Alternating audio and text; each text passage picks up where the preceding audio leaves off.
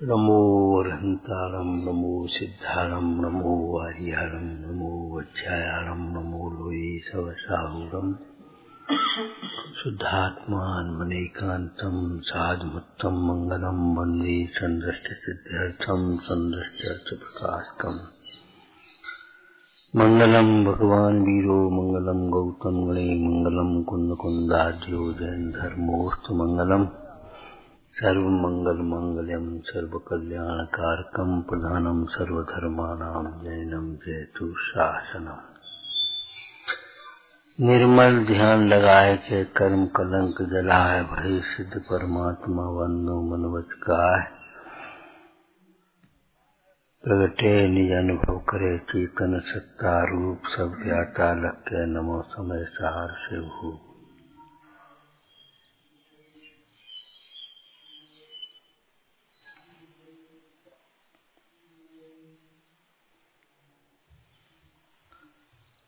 आत्मानुभव अथवा तो जिन आत्मा की आराधना और जिन शासन की प्रभावना ये महाकार्य है, उत्कृष्ट कार्य है, सर्वोत्कृष्ट कार्य है। इसलिए इस कार्य के लिए सब कुछ छोड़ देने लायक है।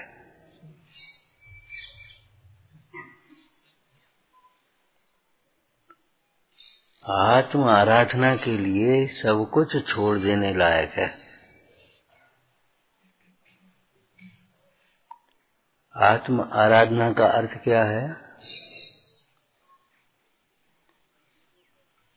आत्मा को देख करके प्रसन्न होना। जैसे माता बेटा को देखकर प्रसन्न होता है, दुकानदार ग्राहक को देखकर प्रसन्न होता है, मोही अपने विभूति बढ़ती हुई देखकर प्रसन्न होता है, कोई अपनी प्रशंसा सुन करके प्रसन्न होता है, विषयी विषयों को देख देख करके हो करके प्रसन्न होता है। मजा आ गया, आनंद आ गया, वाह। जैसे लौकिक जीव पर को देख देख करके प्रसन्न होता है, ऐसे भेद ज्ञानी जीव आत्मा को देख देख करके प्रसन्न होता है। अब इसको अलग अलग करो। पर को देख करके प्रसन्न होना ये कुशील है। जो स्त्री पराये पर पुरुष को देख देख करके प्रसन्न होती है, क्या कहेंगे हम उसे? भैया अपने पति को देखते हुए प्रसन्न रहे, अपने पति के वैभव में संतुष्ट रहे, अपने पति के संबंध में ही चिंतन कर, जो कुछ भी करना है। पति के संबंधियों को ही अपना समझ, ये हमारे पिता हैं, ये हमारी माँ है, ये हमारे भाई बहन है, ये हमारा परिवार है, ये हमारा व्यापार है। माने पति में अहंकार कर, अहमपना, मिथ्या अहंकार नहीं। हमारे पति ऐसे हैं, वो मद वाला। नहीं तो मोही महिलाओं को, स्त्रियों का वो पतियों का बहुत अहंकार। हमारे पति कलेक्टर हैं, हमारे पति तो कलेक्टर है, तुम तो करने का औकात सीखो।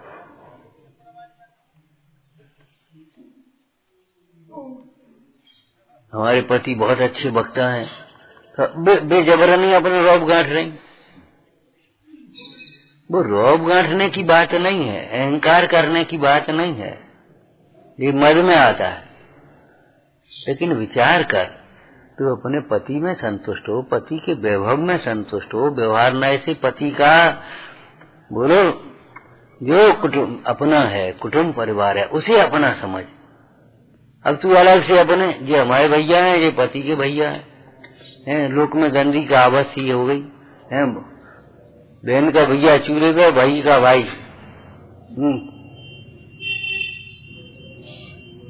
विचार करो, इस तरह की जो मनोवृत्तियां हैं वो कुशील हैं।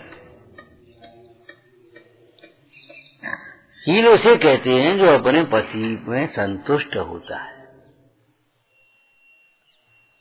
अपनी स्त्री में संतुष्ट, अपने पति में संतुष्ट, बस इतना काम खत्म होगा।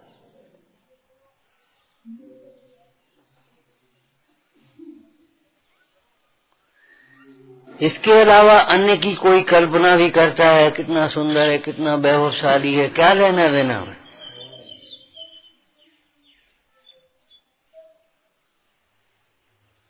उस मैना सुंदरी को याद करो, कैसी अवस्था में भी अपने पति की कोई विरुद्ध दो शब्द सुनने को तैयार नहीं। ना नारी बहना, ऐसी मत कहो, कोड़ी मत कहो, हमें दुख होता है। कोड़ है, हम भी जानते हैं, और कोड़ की अपेक्षा कोड़ी कहना कोई गलत नहीं है, लेकिन हमें दुख होता है, ऐसा सत्य भी मत बोलो। ऐसा सत्य मत बोलो जो दुख होता हो।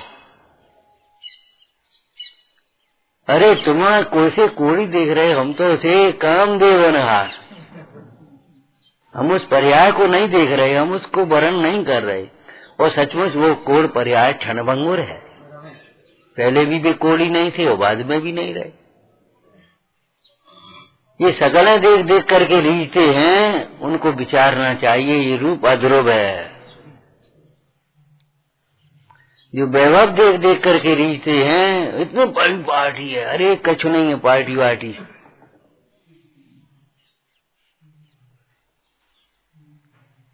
करोड़पति होने में देर नहीं लगती, और करोड़पति को करोड़पति होने में देर नहीं लगती। कोई दम नहीं है इनमें।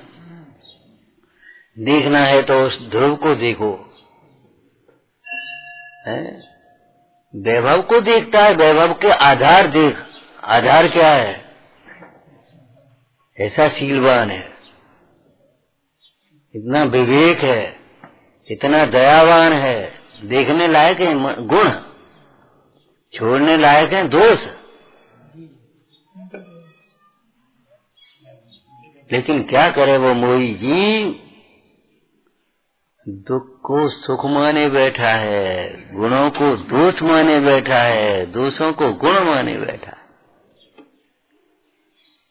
आदमी की महानता कैसे मानोगे? बताओ, कैसे महानता मानोगे? उसके स्वयं के गुणों से कि बाहर के संयोगों से? आपको याद है, एक बादशाह मस्ती में बैठा, मौज मस्ती भी होती है, कोई हर समय कोई क्रूरता ही थोड़ी रहती है। तो गुलाम प्रथा उस समय चलती थी।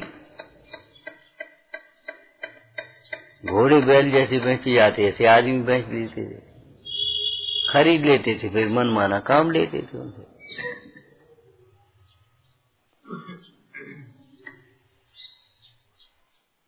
इस आदमी की कितनी कीमत होगी, इसकी कितनी कीमत होगी? एकदम मौज मस्ती में प्रश्न कर दिया, तो मेरी कितनी कीमत है?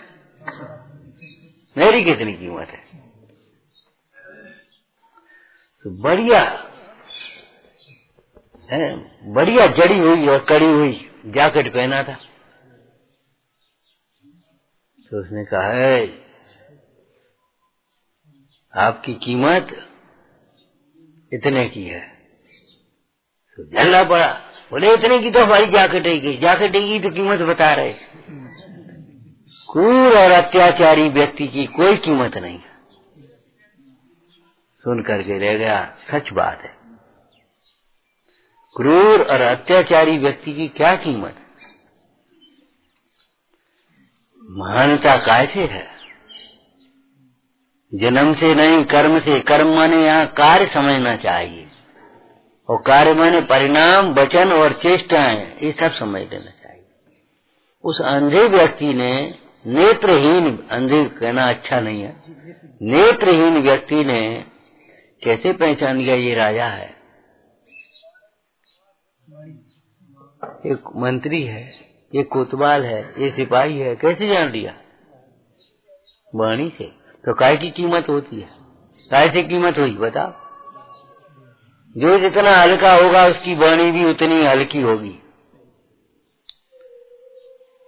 नीतिकार कहते भैया बचने का दरिद्रता है, वचन, अच्छे वचन बोलने में भी तुम दरिद्र हो रहे हो। कम से कम अच्छे वचन तो बोलो। पहला स्वागत तो वचन का ही है, मुद्रा का है। आओ आओ भाई, एकदम देखते ही प्रसन्न हो गए, अच्छे दो वचन बोल दिए, सबसे पहला स्वागत है, फर्स्ट इंप्रेशन है ये। बाद बाकी तुम्हारे यहाँ सोफा है कि कुर्सी है कि टाट बैठा है, इससे क्या मतलब है? ये बात की बातें हैं सब।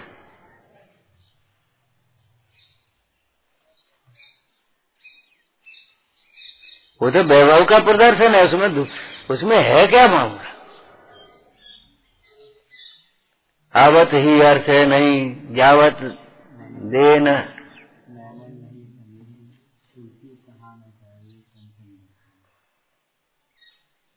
वो भी है, वो भी है। क्या कहा है? हाँ, वो दूसरा है। आवत ही अर्थ है नहीं, जावत दे न रोए। जाने में उसे दुख ही नहीं हो रहा। ठीक है यार,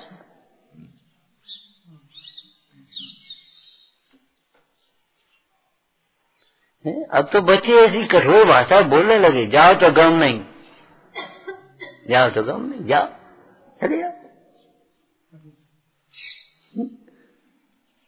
इतना रूखा जीवन हो गया। ऐसे रूखे जीवन में तत्वोपदेश हो सकता है भैया? ग्रहण नहीं हो सकता, ग्रहण नहीं हो सकता। कबीर सागर धर्म अमृत देख रहे थे, उसमें आया इस कलकाल में यथार्थ वक्ता भी दुर्लभ हो गए और श्रोता भी दुर्लभ है। सम्यक्ति श्रोता तो बहुत मुश्किल है, बहुत मुश्किल है। इसलिए भद्र परिणाम वाले जीवों को ही सुनाओ, देखा, उन्हें ही सम्यक दृष्टि बनाओ। सम्यक दृष्टि श्रोता कहाँ ढूंढोगे, कहाँ मिलेंगे? इसलिए जो भद्र परिणामी है, भद्र परिणामी माने जिन्हें सुनने में हर्ष है, विरोध नहीं है, विरोध भी लिखा, जो निंदा नहीं है, विरोध नहीं है, सुनने में हर्ष है, ऐसे भद्र परिणामी जीवों को सुनाओ, वे ही सम्यक्ति बनेंगे, उनको सम्यक्ति बनाओ। हम आपको एक भाषा बोलते हैं, कभी ध्यान हो, अभावों का रोना मत बनो। कैसे करें ये बताओ। अभावों का रोना मत रोते रहो, ये क्या करें, है नहीं, है नहीं। अरे है नहीं कहने से काम चलेगा? कैसे लाएं, कैसे करें ये, इस बात को सोचो। बहुत बीमार है, बहुत बीमार है। अरे बहुत बीमार की बात नहीं है, ये बीमारी ठीक कैसे हो, उसका इलाज सोचो। हमें बहुत मोह है, अरे बहुत मोह है, ये मोह मिटे कैसे, इस बात को सोचो। हमारे जीवन में बहुत प्रमाद है, अरे कहने से काम चलेगा, ये प्रमाद मिटे कैसे। हमें गुस्सा बहुत आती है, अरे तो गुस्सा मिटे कैसे, इस बात को सोचो। क्योंकि ये सब तुम्हारे विपरीत चिंतन का फल है।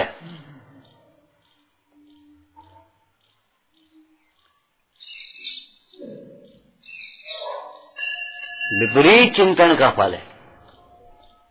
क्या करें, आज रोटी नहीं है, आज रोटी नहीं है, आज रोटी नहीं है, ये कहने से काम चलेगा? आज कोई बनाने वाला नहीं है, बनाने वाला, अरे ये कहने से काम चलेगा? अरे लाओ बने, करो जो कुछ करने में। वो लड़की का दृष्टांत आया ना, हाँ, वो 4 लड़के थे, पंडित जी कह देते हमेशा हमारा तो एक है, हमारा तो एक है, तो गुस्सा आ गई स्त्री को, बोले 3 कौन कहे, एक है, एक है, तुम्हारा बात करते रहते, कोई अच्छी बात है? 3 कौन कहे? क्या आज परीक्षा कर लो? क्या कैसे परीक्षा करेंगे? अरे भाई शरीर की दृष्टि से देख रहे हो, वो सब अलग व्यवस्था है, परिणाम से देखो। हमारा कौन? जो हमारे लिए हो, हमारे बारे में सोच सके। हमारा ज्ञान, आत्मज्ञान कौन? आत्मा में संतुष्ट है। तो बस उसने सिखा दिया। वो अपने कमरे में भीतर अपने आराम से बैठ गए और वो अपने बाहर रोने की सूरत बना करके बैठ गई, दर्द के करा के, नाटक करके। लड़का आया, क्यों अम्मा रोटी नहीं बनी अभी? बेटा क्या करें, और हमारे तुम्हारे पिताजी से हमें इतना मारा, ऐसा किया, वो किया। गए कहाँ है? मान दे उन्हें ऐसे धुने, ऐसे कोई बात, वो चला गया बड़बड़ाता हुआ। देखते हैं हम पिताजी को ही देखेंगे आज। तो दूसरा लड़का आया, क्यों? और पिताजी ने हमको मारा है और रो रो सुनते सुनते हमारी तो हो गई, हम पे नहीं रोटी बंद, या हम गुलामी, हम पे नहीं हो है। अच्छा ऐसा न करें जैसे तिली में तेल निकाल। तो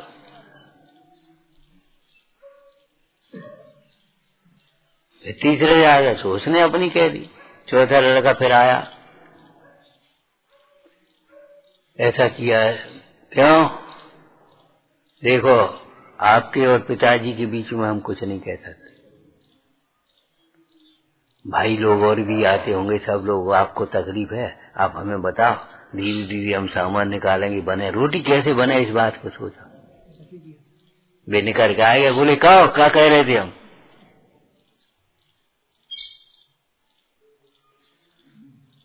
कैसा ज्ञान है जिसे अपने हित की चिंता ही नहीं है, हित की चिंता नहीं है, हित का विवेक नहीं, कैसा ज्ञान है? आपा नहीं जाना तूने कैसा ज्ञान धारी रे। आत्मा की आराधना उत्कृष्ट कार्य है, उत्कृष्ट कार्य, और उत्कृष्ट ही नहीं, बोलो क्या शब्द कहा था अभी? सर्वोत्कृष्ट कार्य। इससे बड़ा कार्य कोई नहीं है विश्व में। इसलिए आत्महित के लिए सब कुछ छोड़ देने लायक है। धन्य मुनीश्वर आत्महित में छोड़ दिया परिवार, घर छोड़ा, वैभव सब छोड़ा, छोड़ा जगत असार। धन्य मुनीश्वर आत्महित में छोड़ दिया परिवार, छोड़ देने लायक। बढ़िया सा सुंदर सा दृष्टांत बताओ। जैसी कन्या अपने पति के लिए, बोलो, पिता को छोड़ती है, माँ को छोड़ती है, भाई बहनों को छोड़ती है, सखी सहेलियों को छोड़ती है, गांव सब छोड़ती है, बोलो। यद्यपि रागवश दुख भी है, लेकिन बोलो जब सब छोड़े तभी तो पति मिलेगा, और पति जब ज्ञान में आया तब तो सब छोड़ेगी। और नहीं तो लड़की की मान लो उम्र हो गई और सगाई नहीं हो पा रही, घर में चर्चा करे, क्या करें, ये लड़की की मारे परेशान है, 3 साल हो गए घूमत घूमत फिट फिट कम से लो ही नहीं पड़ रहा, समझ में नहीं, तो लड़की को भी बुरा लगता है। कभी कभी तो ये संस्कार सुन लड़कियां आत्मघात कर लेती, हमारे कारण मम्मी पापा परेशान रहते हैं, हमारे कारण से ये होता है, हम ही नहीं रहेंगे, हम ही मर जाएंगे, तो छुट्टी होगी। ये कोई व्यवस्था नहीं है, ये सोच नहीं है। अरे तेरे कारण से नहीं, अगर तुझे करना ही है तो ले कर ले, तेरे मोह के कारण से परेशान है, छोड़ दे मोह और आजा आराधना के मार्ग में। कोई बात है? दुख से बचने का उपाय आत्मघात नहीं, आत्म साधना है, उसको आगे बताओ। हमारे महापुरुषों ने, हमारी सखियों ने दुखों से बचने के लिए आत्मघात नहीं किया था, आत्म साधना के मार्ग में लगे थे, भक्ति में लगे थे, चिंतन में लगे थे। सीता ने शयन किया, भगवंतों का स्मरण किया, तप किया, वो अनशन किया कि नहीं किया? तप किया, लेकिन आत्मघात तो नहीं किया। हिरण्यकशिपु ने क्या किया? बोलो।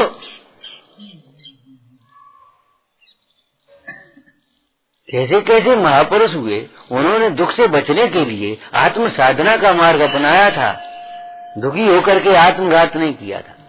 और आत्मघात से दुख मिटेगा भी नहीं। आत्मघात के नाम पर शरीर को अपना मानने वाला शरीर का ही तो घात करता है, तो दूसरा शरीर मिल जाएगा, उसमें क्या, ये तो खारपटिक मत है।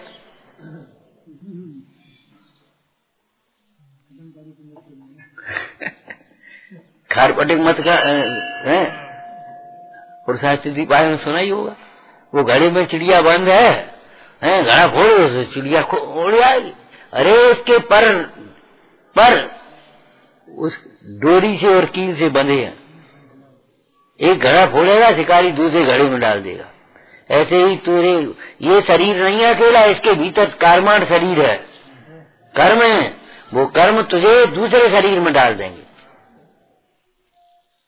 शरीर छोड़ने से शरीर का घात करने से काम नहीं चलेगा, मोह का घात कर, मूल कारण को दुख का मोह है, शरीर नहीं है। मोह छोड़े तो हर परिस्थिति में हर जगह सुखी, स्वयं सुखी, माता पिता सुखी,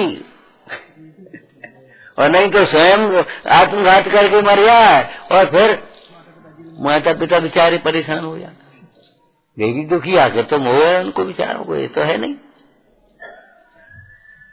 भाई पैसा दे मत दे, संस्कार जरूर दे, संस्कार काम आएंगे। आपने कहा, हमने चर्चा की थी, बोलो भैया कि सीता को दहेज कितना दिया था, कैसा घर देखा था, कैसा वर देखा था, कछु काम नहीं आए, जंगल में संस्कार काम आए।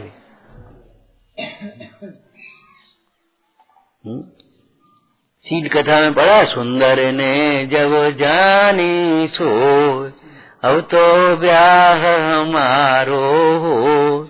एक समय एक दिवस श्री मुनि पे गई, 3 प्रदक्षिणा देती भई। स्वामी कछु व्रत दीजे मो, जन्म सफल अब। हमारा राग नहीं टूट पा रहा है, हम घर गृहस्थ मार्ग में जाते रहे, लेकिन ऐसी कोई प्रतिज्ञा हमको दो जिससे हमारा जन्म सफल हो।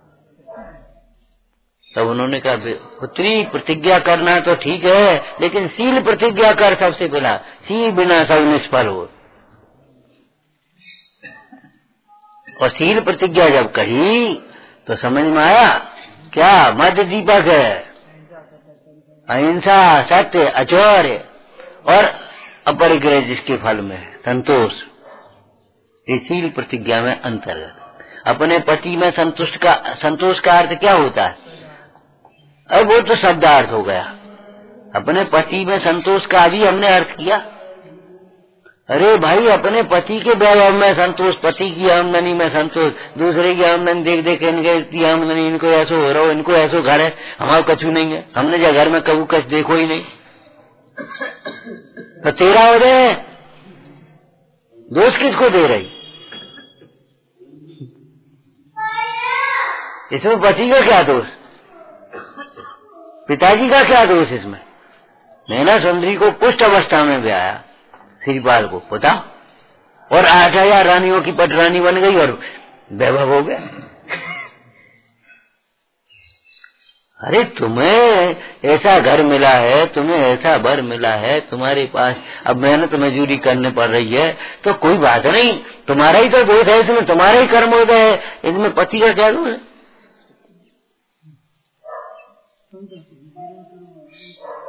विचार करो। पति में संतोष का मतलब ये है, पति एक क्या है, क्या है पति? पति माने क्या होता है? ये तो एक तुम्हारी एक रिश्ते की कल्पना है ना। पति माने क्या? आंख को पति कहेंगे, नाक को पति कहेंगे, कान को पति कहेंगे, पैर को पति कहेंगे, हाथ को पति कहेंगे, किसको पति के देश को पति कहेंगे, किसको कहेंगे बताओ? इन सबसे परे कोई मनुष्य है कि नहीं? और नहीं तो कोई कन्या, हमने पहले भी दृष्टांत दिया, बताओ, कोई कन्या जिस समय वरमाला पड़ती है उस समय कैसी उसकी ड्रेस और वो होता है, दूल्हा राजा बोलते थे, राजा बोलते। अब घर आकर के उसने भी कपड़े बब्बे उतारे, पंचा लगाओ, बने रहेगा, हाँ जाम पति नहीं माने जिगर पति है, हमारा पति तो वो सूट बूट पहने था, हमारा पति। अरे पागल, सूट बूट का नाम पति नहीं है, बताओ। चाहे वो किसी अवस्था में हो, दरिद्र अवस्था में हो, चाहे वैभव बढ़ जाए, चाहे ऊंचा पद मिल जाए, चाहे नीचा पद मिल जाए, उससे क्या फर्क मत हो, उससे कोई फर्क नहीं, पति पति है। ऐसे ग्यायक है, कोई अवस्था हो, कोई भी संयोग हो, पुण्य का उदय हो, पाप का उदय हो, अनुकूलता हो, प्रतिकूलता हो, रोग हो, निरोगता हो, कम ज्ञान हो, ज्यादा ज्ञान हो, इससे क्या फर्क पड़ेगा बताओ?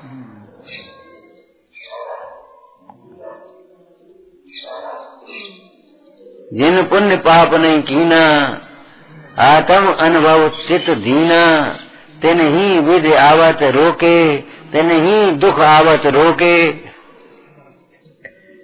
बताओ,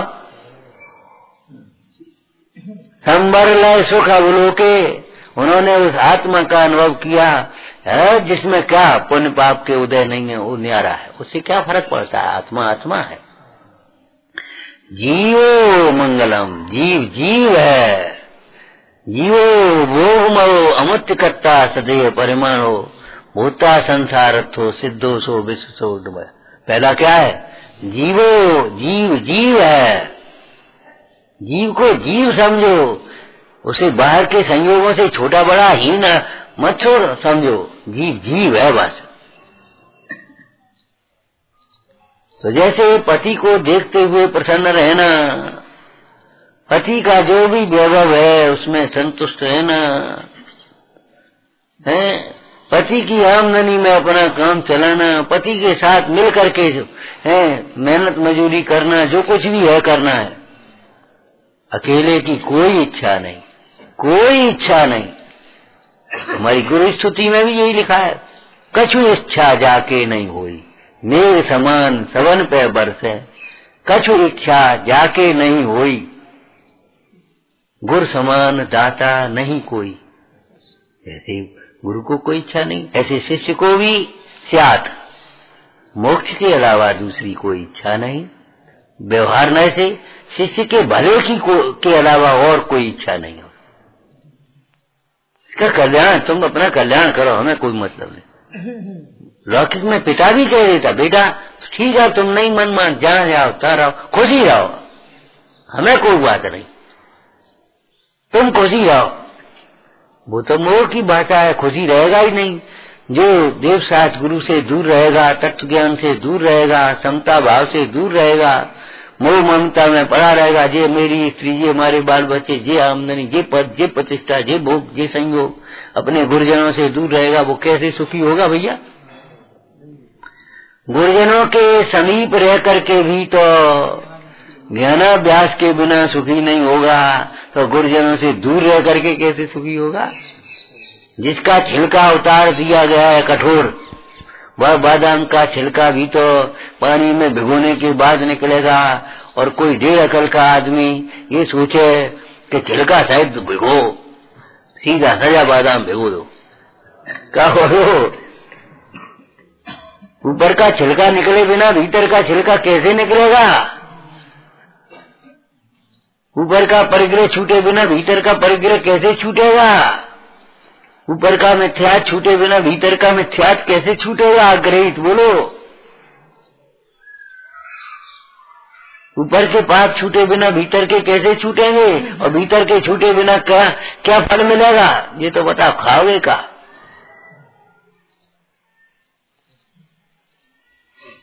खरीद के लाना है तो छिलका सहित मिलेंगे, लेकिन जब खाना है तो छिलका को अलग करके फेंक दो। यद्यपि छिलका उसी भाव आया है,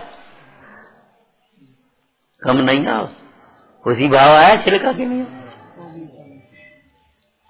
अरे और तो छिलका की बात करे, पॉलीथिन वही भाव आई है। क्यों बोलो, पॉलीथिन का क्या भाव बताया था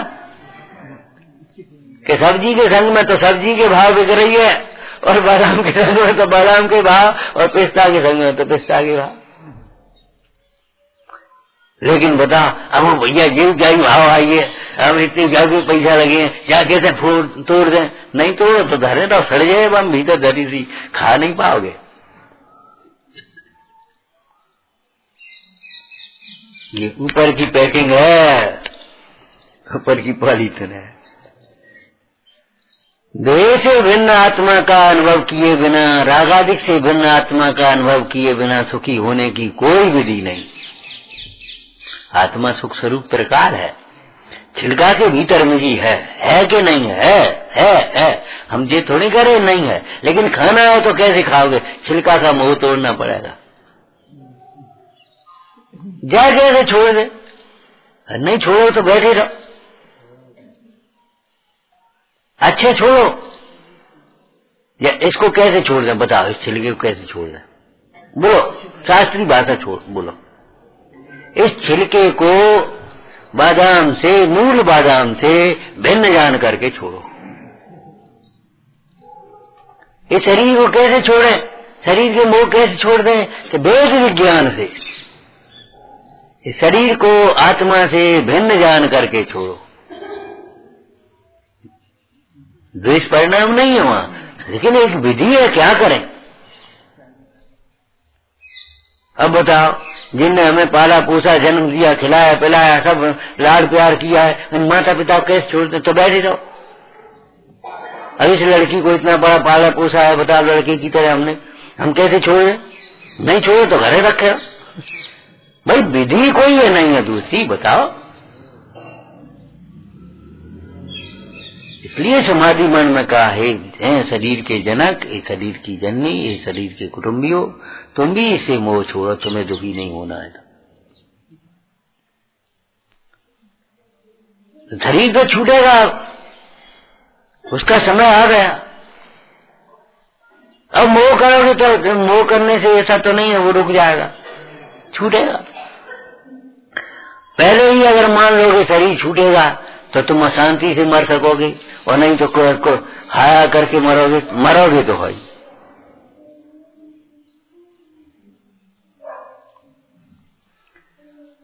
विचार करो जिनवरों की पूजा कैसी है। जिन जिनवरों ने आत्म वैभव को, सारे पुण्य के वैभव को छोड़कर आत्म आराधना द्वारा निज वैभव प्रकट किया। तज विभव विभव सब निज प्रकाश, तज विभव है, विभव निज प्रकाश। बाहर का वैभव छोड़ा, अपना वैभव प्रकाश। जैसे कोई नया वस्त्र पहनने को दे तो पुराना फेंक करके नया पहन लेता है।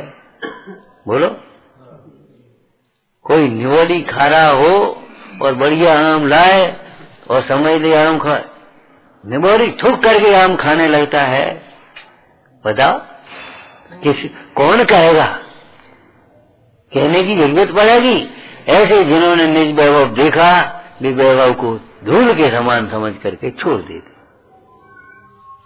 और उस आत्मा की आराधना में लग जाते हैं, आत्म वैभव में संतुष्ट होते। बताया था ना, जिसे आत्म ख्याति नहीं हुई उसे जगत की ख्याति आकर्षित करती है, आकुलित करती है। जिसे आत्म वैभव प्रकट नहीं हुआ उसे जगत का वैभव आकर्षित करता है, आकुलित करता है, दुखी करता है। जिसने अपना आत्म वैभव देखा, आत्म ख्याति देखी, आत्मिक सुख देखा, आत्मिक ज्ञान देखा, आत्मिक प्रभुता देखी, उनको ये कुछ नहीं, दूर। चक्रवर्ती की संपत्ति भीगर, मिले तो धूल समान, ज्ञानी का धन ज्ञान। पुण्य न भावे पाप न भावे, नित्य निरंजन रूप सुहावे। हैं चक्रवर्ती की संपत्ति भीगर, मिले तो धूल समान, ज्ञानी का धन ज्ञान। इस वैभव का त्याग मालूम है कैसे होता है? जैसे मल का त्याग, मल के त्याग करने के बाद नेक्स्ट देख तो ले, ऐसा कहीं करता उसे तो देखता भी नहीं है। ऐसे आत्मिक वैभव कैसे है कि भोक्ता उस बाहर के वैभव की ओर देखता भी नहीं। जब वैभव कहा तो वैभव पर्यंत समस्त पाप, परिग्रह कहा, परिग्रह तो परिग्रह पर्यंत समस्त पाप। सागर धर्मामृत में एक चर्चा आई, आप घर त्याग कर रहे हो, गृह त्याग, सागार अनागार की व्याख्या की है ना, सागार और अनागार। तो सागार माने घर साइड और अनागार माने घर राइट। तो उन्होंने कहा मुनिराज, अगर सुने घर में आकर के ध्यान करने लगेंगे, समाज करने लगेंगे कहीं रुकते हुए, तो वे सागार हो गए। और कभी गृहस्थ मान लो निकल गया और जंगल में पेड़ चिल्लाने बैठ ले पेड़ के नीचे, तो वो अनागार हो जाएगा कि नहीं? क्या घर उसको नहीं कहते? घर माने घर, हाँ, घर संबंधी समस्त परिग्रह। अरे लौकिक में भी गृहिणी ग्रामोच्चते कहते हैं। गृहिणी को घर कहते हैं, बिना गृहिणी का घर कैसा? भूतों का डेरा। लेकिन गृहिणी सी हो।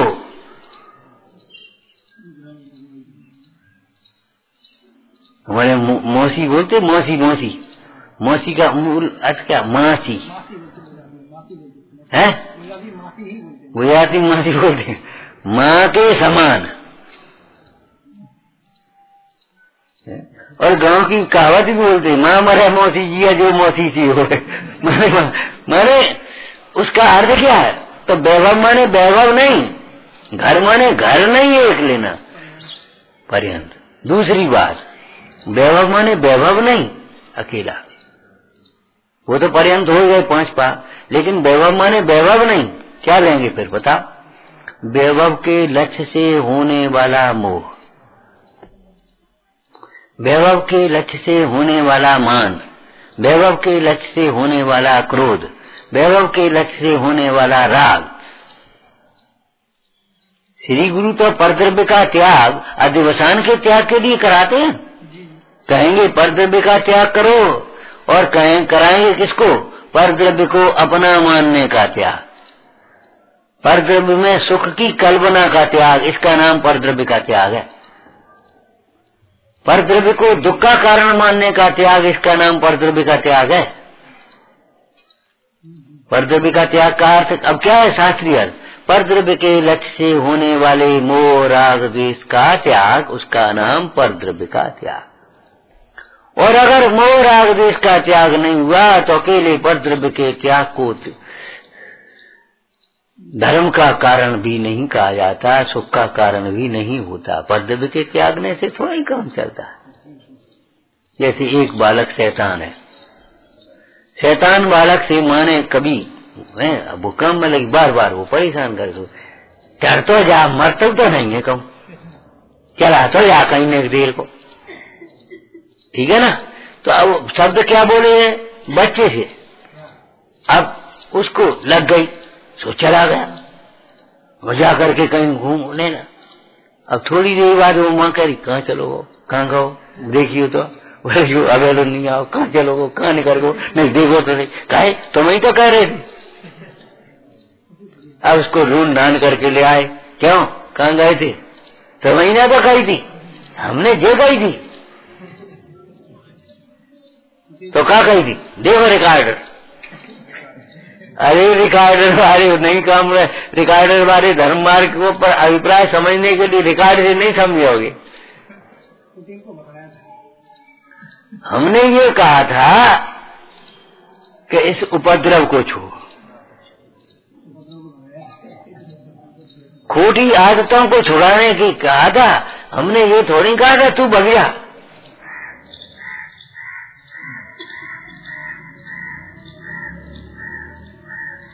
अब वो गुटखा खाए और जगह थूक दे तो मां परेशान, जाना तो जाइए सब लोग घर गंदो करेंगे, वो चढ़ा गया। अरे हमने तो से कहाँ कही थी, हमने तो गुटखा से कही चढ़ा जा, ये घर गंदा मत कर।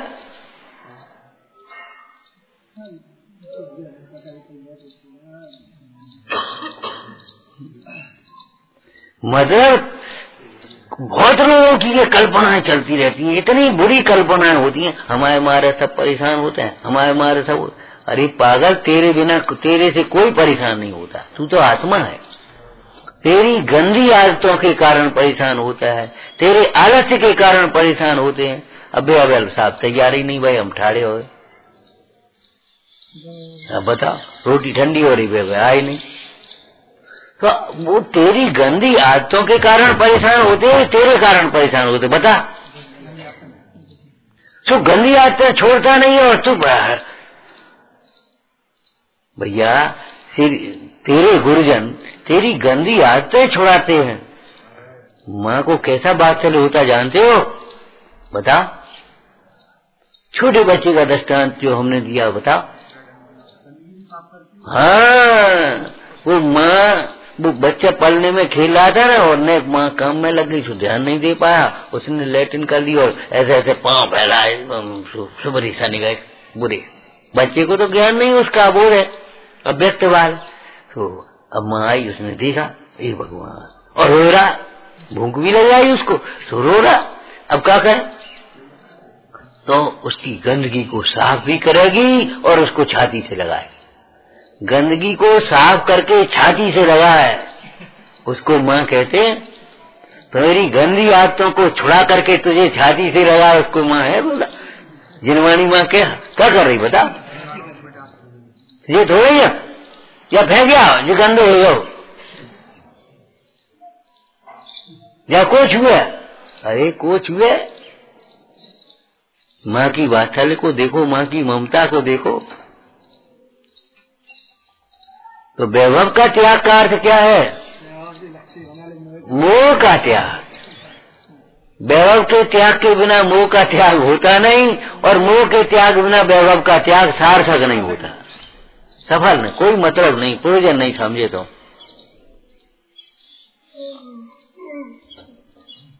समझ में आया ना? और देखो उसमें उस तरह के सब समझ लेना चाहिए। जैसे किसी वक्ता ने कहा आलू में बहुत दोष है, तो अकेली आलू में दोष नहीं है। आलू जैसे समस्त पदार्थ है, समस्त जनिक करने के दोष समझ लेते हैं। भैया ये नशा बहुत खराब चीज है, तो नशा माने, नशा में क्या है? नशा माने शराब। शराब जो बेहोश करने वाली, उन्मत्त करने वाली, उत्तेजित करने वाली, तेरे शरीर को जलाने वाली, गलाने वाली जितनी भी वस्तुएं हैं वे सब उस नशा में। नशा का त्याग मतलब भैया ये बीड़ी काल पिया तो सिगरेट पियने लगे। अब बताओ जो कोई बात है नहीं, तुमने कही बीड़ी मत पिया, सो बीड़ी नहीं पिएगा तो सिगरेट पियने लगे। ये कौन सा अर्थ आ गया? भैया ये गुटखा मत खा तो दूसरा गुटखा खाने लगे। समझ में आया ना? तो अभिप्राय क्या होता है?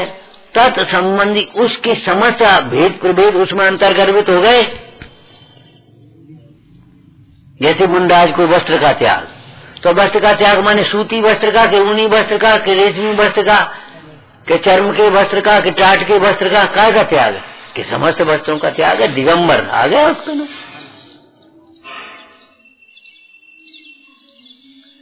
क्या सुंदर शब्द लिखे हैं। इससे हम ये जानते हैं समस्त व्यवहार छुड़ाया। बोलो अध्यवसानों के त्याग का जो उपदेश है ये अध्यात्म उपदेश है, और अध्यवसान के निमित्तों का उपदेश, के त्याग का उपदेश ये चरणान योग का उपदेश है, व्यवहार का उपदेश है। अध्यवसान विपरीत अभिप्राय। तो ये बताओ अध्यवसानों का त्याग कराया, इससे हम ऐसा समझते हैं, माने यहाँ आचार्य देव का यह अभिप्राय है कि अध्यवसान समस्त प्रकार का व्यवहार छुड़ाया है। क्यों? व्यवहार और अध्यवसान में अंतर है, ध्यान रखना। क्या अंतर है? व्यवहार कथन मात्र है और अध्यवसान अंतर के अभिप्राय में। व्यवहार में शरीर को आत्मा कहता है और अध्यवसान में व्यवहार शरीर को आत्मा माना जाता है। व्यवहार में संयोग को इष्ट कहता है और यह अध्यवसान इष्ट मानता है। वो बोलता कभी कभी छल ग्रहण करते हैं लोग। उन्हीं साहब अब कहने व्यवहार से कहने तो पड़े कोई, तो सही बता तुम कह ही रहे हो कि मान भी रहे हो? व्यवहार और झूठ में अंतर है। व्यवहार वाला जीव भीतर में सत्य को जान रहा है कि नहीं जान रहा?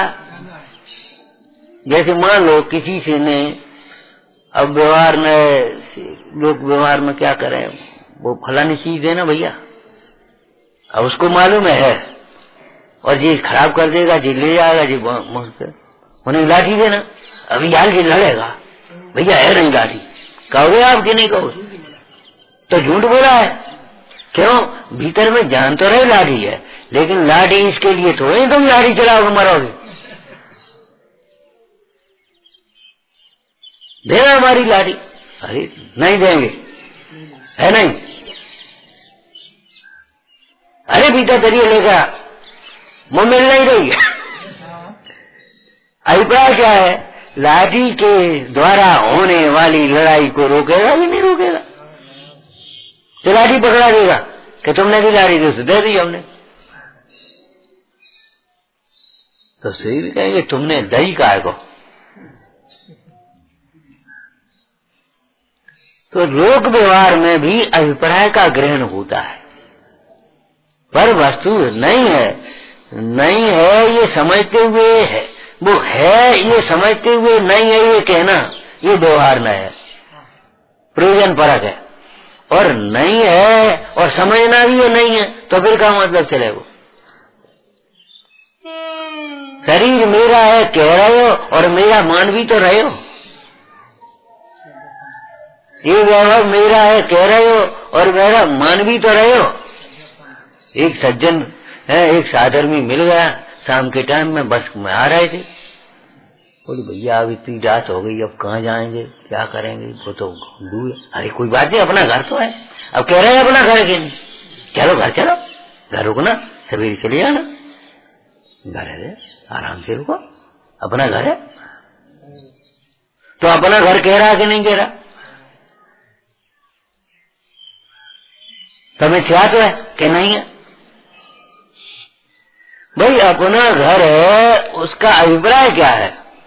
भटकने की जरूरत नहीं है, आराम से रुको, अपना घर तो है। भटकने की जरूरत नहीं है। तो ऐसे ही पंच परमेष्ठी भगवान शरण है, अभिप्राय क्या है? भटकने की जरूरत नहीं है, तुम आओ और भक्ति करो, तत्व विचार करो, उपदेश सुनो, आराम से सुखी रहो, भटकने की जरूरत नहीं है। लेकिन तुम सीधे सीधे पकड़ लो कि हम तुम्हें ही बचाओ हमें दुख से, और तुम अन्याय अनीति करो, पाप करो, हिंसा करो, झूठ करो, चोरी करो, और भगवान तुम्हें पूजा कर जाओ, बचाओ भगवान, दुख में रहो अंतर्यामी। तो आज ये तो विधि नहीं बनेगी भाई, ये तो विधि नहीं बनेगी। अभिप्राय तो समझना पड़ेगा। तो पहला नंबर क्या कहा हमने आज भैया? आत्महित, आत्मा आराधना और साथ में धर्म की प्रभावना समझ लो, सर्वोत्कृष्ट कार्य है। अहो देवगुरु धर्म तो सर्वोत्कृष्ट पदार्थ, इसलिए आराधना और प्रभावना के लिए सब कुछ छोड़ देने लायक है। सही घटना है, एक लड़का 12वें में पढ़ रहा था, तो चला गया विद्यालय में, वो छात्रावास में एडमिशन लेने। अब 10वीं बाद एडमिशन होते, तो उसने कहा भैया तुम 12वें में अब 1 साल क्यों बर्बाद कर रहे? तो उसने एक बात कह दी, बोले धर्म के लिए तो हम 100 साल छोड़ दिए, 1 साल ही क्या बात है, बस कुछ नहीं पूछा, सीधा इंटरव्यू सेलेक्शन कर दिया। जिसकी ये भावना है, जिसकी ये भावना है धर्म के लिए तो हम सब छोड़ देंगे, नहीं चाहिए हमको ख्याति, नहीं हमको चाहिए सुविधा, नहीं हमको मान सम्मान, कुछ नहीं चाहिए हमको, आत्मा है मैं को सुना।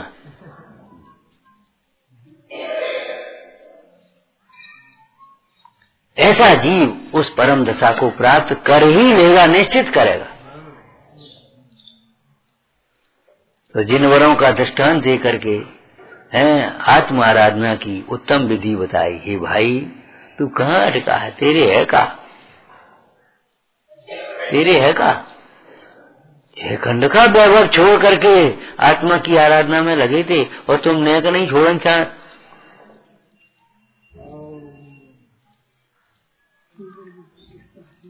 खंडन बिना मंडन नहीं होता, खंडन बिना मंडन नहीं होता। घड़े में जल धारण करने की शक्ति है कि नहीं है, लेकिन कब प्रकट होती है? जब वो अग्नि में तप करके तैयार हो जाए। कच्चा घड़ा में पानी भर दे, घड़ा गल जाएगा, पानी फैल जाएगा। वह घड़े की जल धारण शक्ति जब अग्नि में तपता है तब उसकी जल धारण शक्ति की प्रकट हो। आप भराओ नहीं, शीतल रहेगा, ठंडा रहेगा, बढ़िया है। लेकिन अगर कच्चे में भर दी तो ऐसे तुम्हारे में कच्चापन होगा तो नहीं काम चलेगा। आत्मा का परमात्मा स्वभाव, परमात्मा स्वभाव तप के द्वारा प्रकट होता, बिना तप के प्रकट नहीं होता। और तप में बोलो प्रायश्चित है कि नहीं? अपनी गलती का, दोषों का एहसास होना, विनय होना, वैयावृत्ति होना, स्वाध्याय होना, ममत्व छूटना, स्वरूप में एकाग्र होना। हो गया तब भैया। इस तरह से चिंतन किया करो, इस तरह से विचार किया करो।